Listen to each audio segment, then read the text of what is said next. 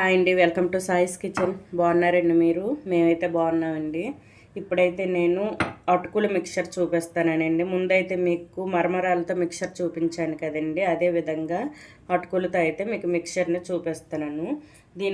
దీనికోసం అయితే ఒక పెద్ద సైజు బౌల్తో అటుకులను తీసుకున్నానండి. ఇవైతే జల్లించి తీసుకోండి.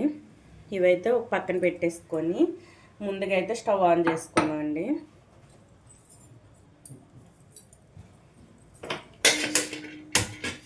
స్టవ్ ఆన్ చేసుకొని ఒక పెద్ద ఇటువంటి వెడల్పాటి బాండి పెట్టుకోవాలండి. వెడల్పాటిది కడాయి ఉన్నా పర్వాలేదు, ఇటువంటిది పాత్ర అయినా పర్వాలేదండి, వెడల్పాటిది పెట్టుకోండి.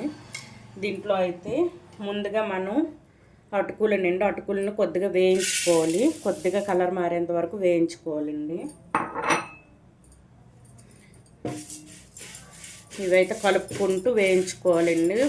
ఫ్లేమ్ మీడియంలో ఉంచేసుకొని కొద్దిగా కరకరలాడేటట్టు వచ్చేంత వరకు వేయించుకోవాలి.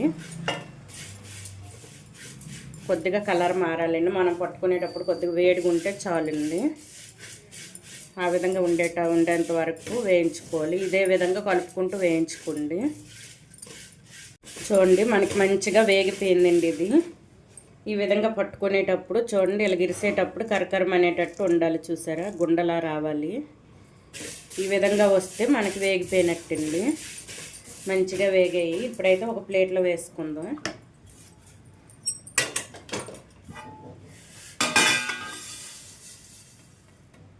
ఈ పక్కన పెట్టేసుకొని ఇదే ప్యాన్ పెట్టేసుకుందాం అండి. ఇదే పాత్ర పెట్టేసుకొని ఇందులో అయితే ఒక 2 టేబుల్ స్పూన్ వరకు ఆయిల్ వేసుకోవాలండి. ఆయిల్ కూడా తక్కువే పడుతుందండి, పర్వాలేదు. ఇదిగోండి, 2 టేబుల్ స్పూన్ వరకు ఆయిల్ వేసుకున్నాను. ఆయిల్ కూడా మనకు వేడైందండి. ఇప్పుడైతే ఒక అరకప్పు వరకు పుట్నాల పప్పును వేసుకుంటున్నాను. నేను పెద్ద సైజు బౌల్తో తీసుకున్నాను కదండి, అన్నీ అరకప్పు వేసుకోవాలి. ఇవి మంచిగా వేయించుకోవాలండి. ఇందులోని కొద్దిగా కొబ్బరి ముక్కలండి, ఎండు కొబ్బరి చూసారా, ఇలా సన్నంగా కట్ చేసుకొని వేసుకోండి. ఇవి కూడా వేయించుకుందాం. ఫ్లేమ్ పూర్తిగా మీడియంలో ఉంచేసుకొని ఇవన్నీ కూడా వేయించుకోవాలండి. పల్లీలను అయితే ముందు మీరు వేగిన కాకుండా మామూలు పల్లీలను అయితే అవి వేయించుకోవాలండి. ముందుగా అవే వేయించుకోవాలి. కానీ నేనైతే వేయించిన పల్లీలను అయితే తీసుకున్నానండి. ఇగుండి వేయించిన పల్లీలను ఒక అరకప్పు వరకు తీసుకున్నాను. ఇవి వేగిన తర్వాత ఈ పల్లీలను అయితే వేసుకుందాం, శనగ పలుకుల్ని. చూడండి, ఇప్పుడు ఇవి వేగిపోయింది. ఇప్పుడైతే పల్లీలను వేసుకుందాం.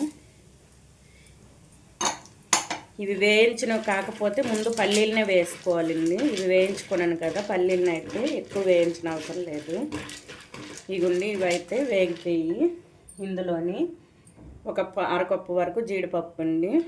ఇవి మీరు వేసుకోకపోయినా పర్వాలేదండి, టేస్ట్ కోసం అయితే నేను వేసుకుంటాను. అరకప్పు వరకు జీడిపప్పు వేసుకున్నాను. ఇందులోనే కచ్చపచ్చగా దంచుకున్న వెల్లుల్లి అండి, ఒక 5-6 రెబ్బలు వేసుకోండి. ఒక్కొక్కటిగా కలుపుకుంటూ వేసుకోవాలండి, లేకపోతే మొత్తం మాడిపోద్ది. ఇప్పుడు ఇందులోని పచ్చిమిర్చి అండి, పెద్ద సైజు 3 పచ్చిమిర్చి సన్నగా కట్ చేసుకుని వేసుకుంటాను. ఇందులోనే ఎండుమిర్చి కూడా ఒక 5-6 వేసుకుంటానండి, చిన్న చిన్న ముక్కలుగా కట్ చేసి. ఇవన్నీ కూడా మంచిగా ఫ్రై చేసుకోవాలి. ఇందులో కొద్దిగా కరివేపాకు,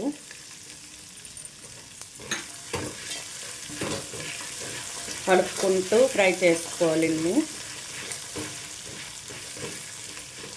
ఇందులోనే కొద్దిగా పసుపు వేసుకోండి, ఒక 1/2 టేబుల్ స్పూన్ వరకు పసుపు వేసుకోండి.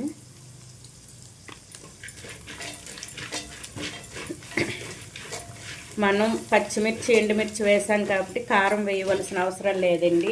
వేయకపోతే మనం అయితే కొద్దిగా కారం వేసుకోవాలి. నేను ఎండుమిర్చి వేసుకున్నాను, పచ్చిమిర్చి కూడా వేసుకున్నాను కాబట్టి ఇప్పుడైతే మిర్చి పౌడర్ వేయవలసిన అవసరం లేదు. ఇదిగోండి, ఇప్పుడు ఇదిగా వేగేటప్పుడే ఇందులో ధనియాల పొడి 1 టేబుల్ స్పూన్ వరకు వేసుకోండి. జీలకర్ర పొడి 1 టేబుల్ స్పూన్ అండి. ఇవి వేసుకొని మొత్తం కూడా మంచిగా కలిపేసుకోవాలి. మనకి ఇవన్నీ వేగేటప్పుడు మంచి స్మెల్ వస్తుందండి. అప్పుడైతే మనం అటుకులను వేసుకుందామండి. వేయించి పెట్టుకున్న అటుకులను అయితే వేసుకోవాలి. చూడండి, ఇప్పుడైతే సాల్ట్ వేసుకుందామండి. మీకు అటుకులకు సరిపడంత సాల్ట్ వేసుకోవాలి. నేను తీసుకున్న 1 కప్పు అటుకులకేమో నేనైతే 1 టేబుల్ స్పూన్ వరకు వేసుకున్నాను. మొత్తం కూడా మంచిగా కలిపేసుకొని ఇప్పుడైతే మనం వేయించి పెట్టుకున్న అటుకులను అయితే ఇందులో వేసుకుందామండి. మనకు కలుపుకోవడానికి వీలుగా ఉంటుందండి. ఇలా వెడల్పాటి పాత్ర తీసుకొని ఈ విధంగా చేసుకుంటే. ఇప్పుడైతే అటుకులను వేసుకుంటాం. ఇప్పుడు ఈ మొత్తం కూడా అటుకులకు పట్టేటట్టు కలిపేసుకుందామండి. మనం వేసుకున్న మసాలాలు ఇవన్నీ కూడా మంచిగా అటుకులకి పట్టాలండి. ఫ్లేమ్ సిమ్లో ఉంచేసుకోండి. పూర్తిగా సిమ్లో ఉంచేసుకొని మొత్తం కూడా మంచిగా కలిపేసుకోవాలి. సింపుల్గా చేసుకోవచ్చండి మిక్చర్ని అయితే. సాయంత్రం టైం అప్పుడు పిల్లలు తినడానికైనా, ఎవరైనా గెస్ట్లు వచ్చేటప్పుడు టీతో పాటుగా ఇవ్వాలన్నా సరే ఈ విధంగా చేసుకొని పెట్టుకుంటే ఇంట్లో మనకి టేస్ట్ ఇంకా ఎవరు వచ్చేటప్పుడు కూడా మనం చేసి పెట్టవచ్చండి. ఈ విధంగా టీతో పాటుగా చూడండి. ఈ విధంగా ఫ్లేమ్ పూర్తిగా సిమ్లో ఉంచేసుకొని ఈ అటుకులకు మొత్తం ఈ మసాలాలు ఇవన్నీ పట్టేంత వరకు కలిపేసుకోవాలి. అన్నీ కూడా మంచిగా పట్టేంత వరకు ఇదే విధంగా కలిపేసుకోవాలి.